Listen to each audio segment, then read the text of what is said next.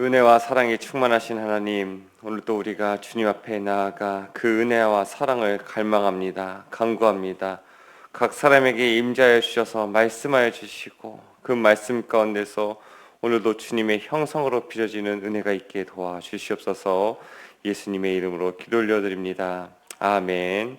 다 같이 찬송가 529장 찬양하시겠습니다.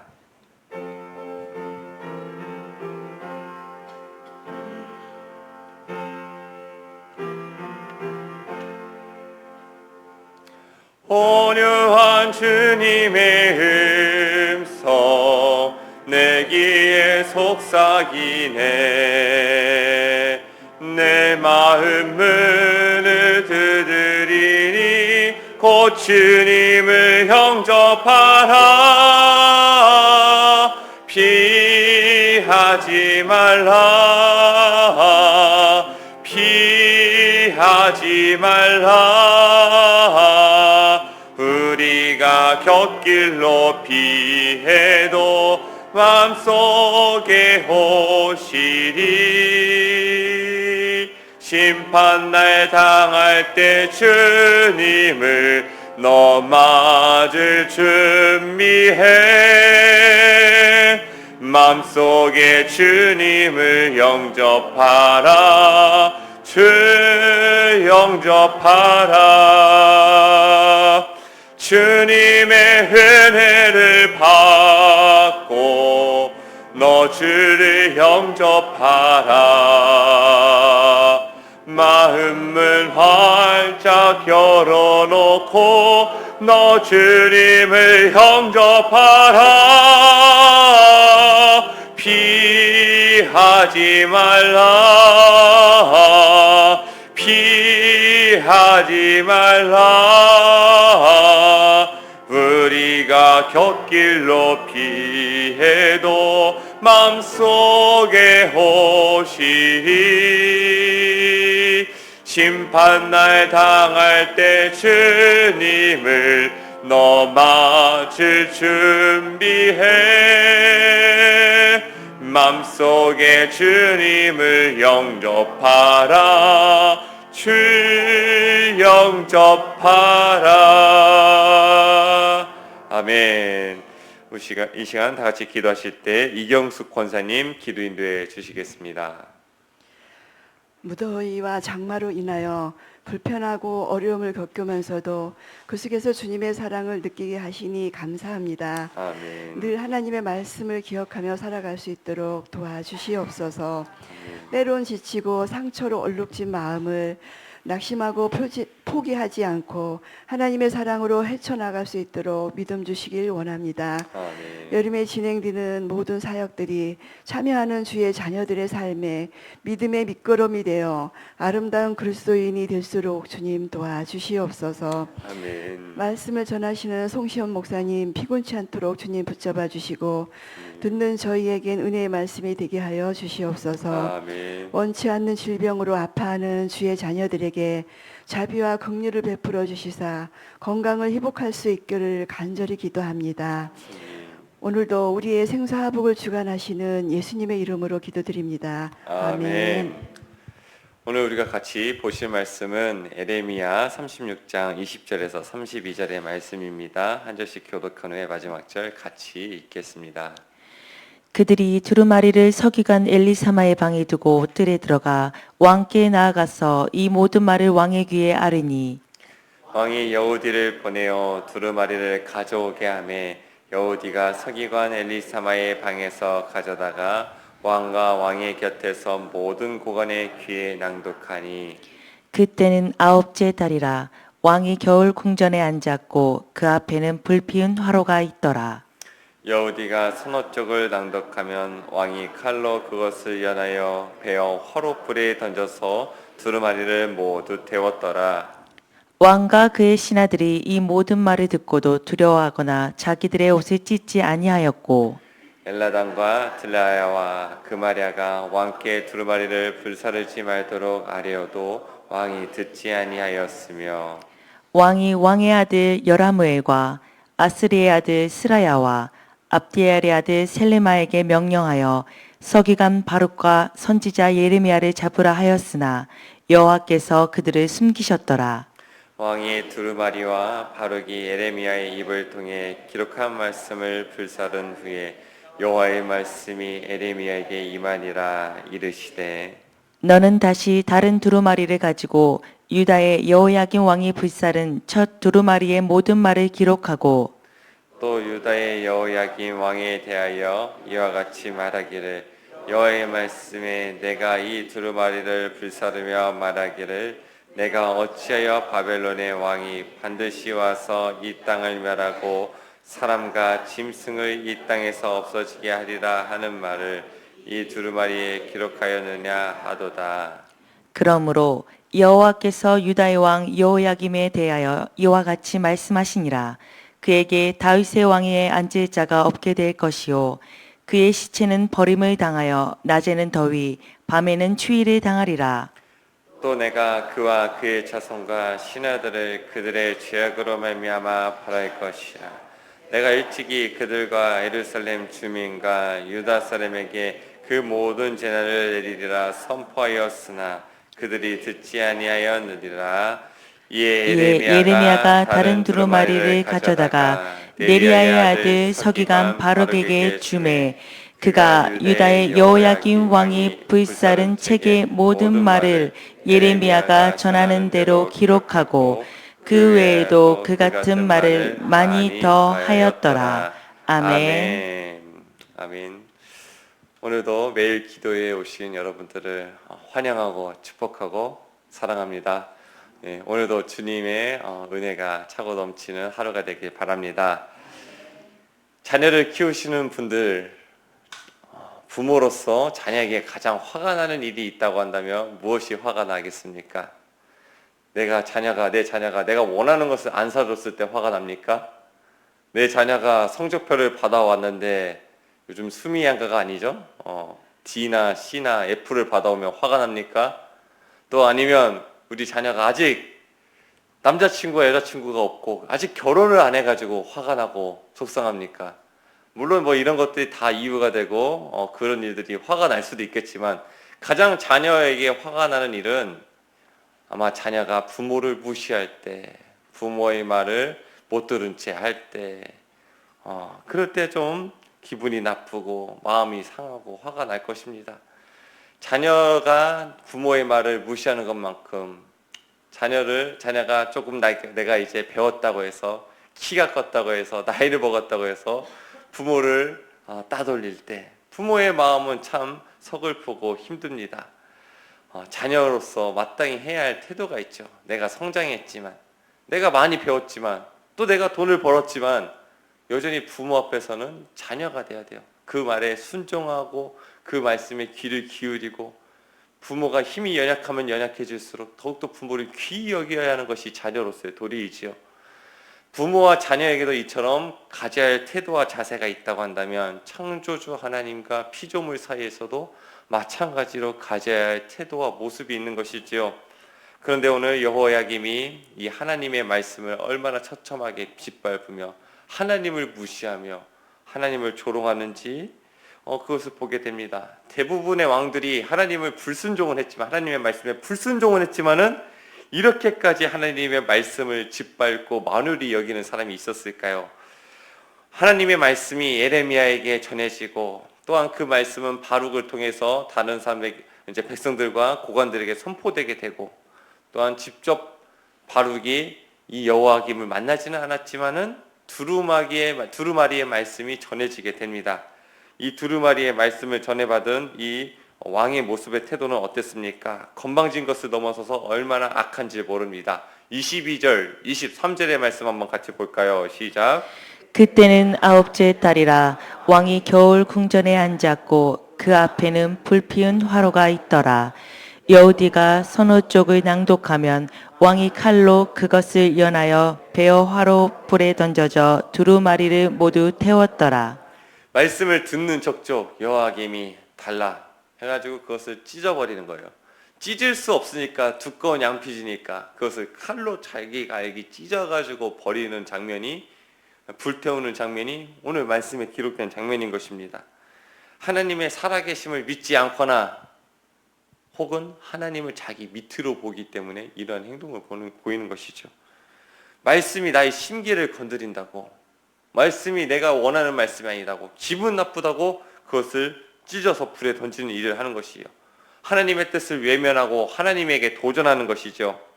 그리고 유유상종이라고 거기 밑에 있는 신하들도 똑같이 동조하는 모습입니다. 본래 하나님께서 이 말씀을 주셨을 때 기대했던 모습이 무엇이에요? 그들이 가슴을 치고 애통하며 하나님께로 돌아와 회개하는 것을 하나님께서 원하셨던 것이요, 회개하면 그들을 용서하시고 구원하시고 생명을 주시기 위하여서 하나님이 그 말씀을 주셨는데 이들이 아무도 반응하지 않는 거예요. 반응하지 않는 것을 넘어서서 이 왕은 오히려 그 말씀을 찢어버리는 것이에요. 결국 모든 책이 다 찢겨지고 불태워지게 됩니다. 그래도 분이 풀리지 않아가지고 이 왕이 어떻게 합니까? 가서 에레미야와 바룩을 잡아와라. 어떻게 이런 말씀을 나에게 선포할 수 있냐? 내가 어떻게 이런 말씀을 내 귀에 들리게 만들 수 있냐? 내가 기분이 나쁘다. 그들을 잡아와라. 그들마저도 찢어서 내가 죽여버려야겠다. 이러고 있는 것입니다. 원래 하나님의 말씀 앞에 보여야 하는 반응은 무엇이에요? 가슴을 치며 회개하는 것이에요. 이게 정상입니다. 그런데 하나님 되심을 인정하지 않기 때문에, 그 마음이 교만하여 높아져 있기 때문에 자신을 책망하는 말씀을 견딜 수가 없는 것이에요. 오히려 말씀을 주시는 하나님께 거부하고 대항하는 것이에요. 도전하는 것입니다. 본래 하나님이 이 말씀을 주신 이유, 앞서서 이야기했듯이 용서하시려고 주시는 것입니다. 고치시려고 주시는 것이에요. 말씀 앞에 말씀을 듣는 자들이 보여야 할 태도는 무엇입니까? 겸허하고 겸손한 말씀입니다. 겸허한 태도입니다.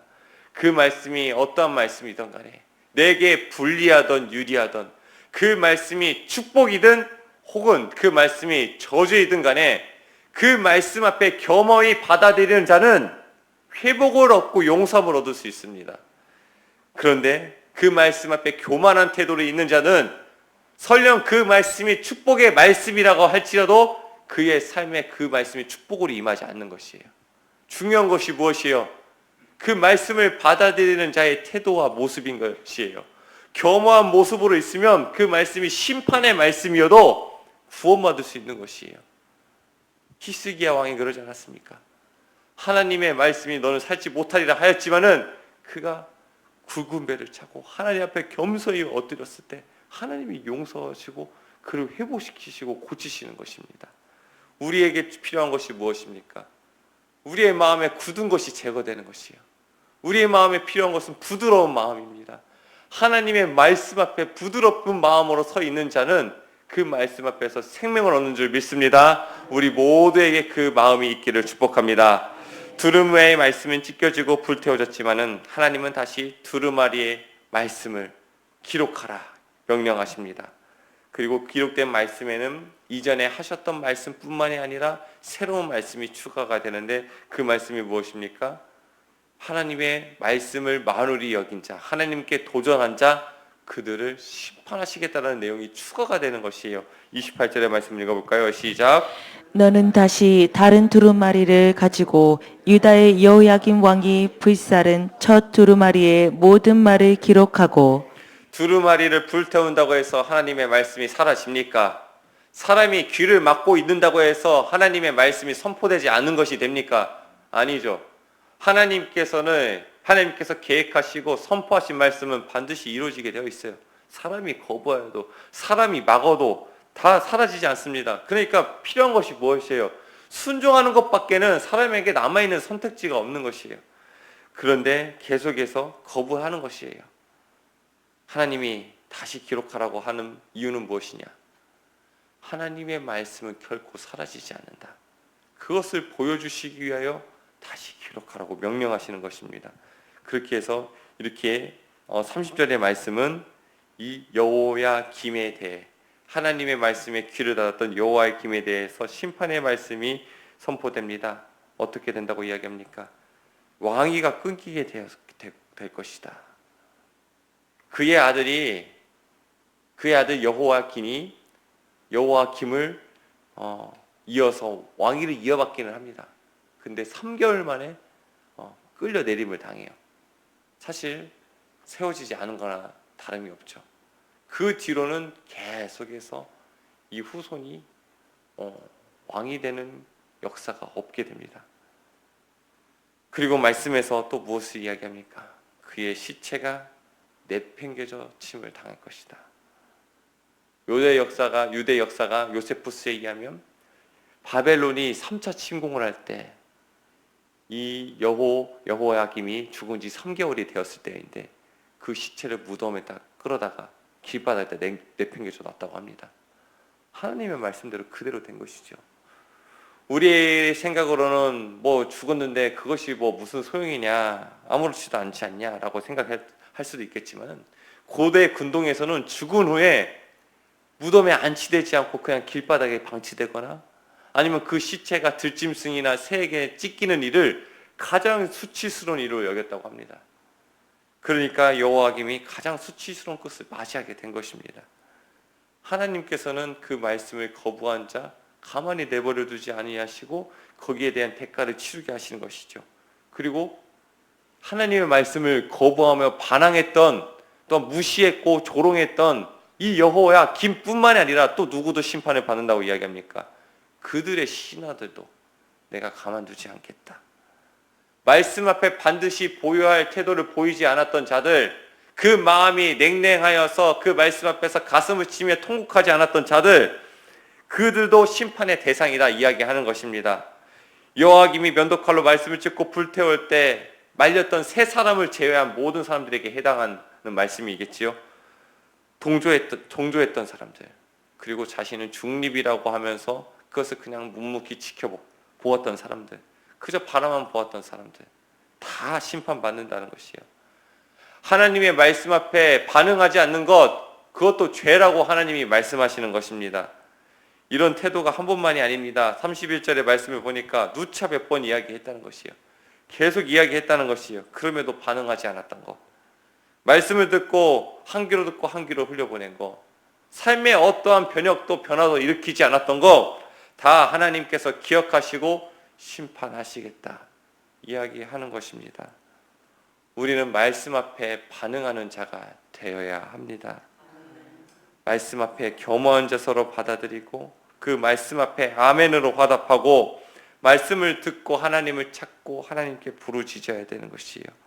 하나님은 본래 말씀을 주신 이유는 회복하고 고침받고 용서하고 구원하시기 위함인 것이에요. 근데 말씀을 듣고 반응하지 않으면 구원도 없고 생명도 없고 용서도 없는 것입니다.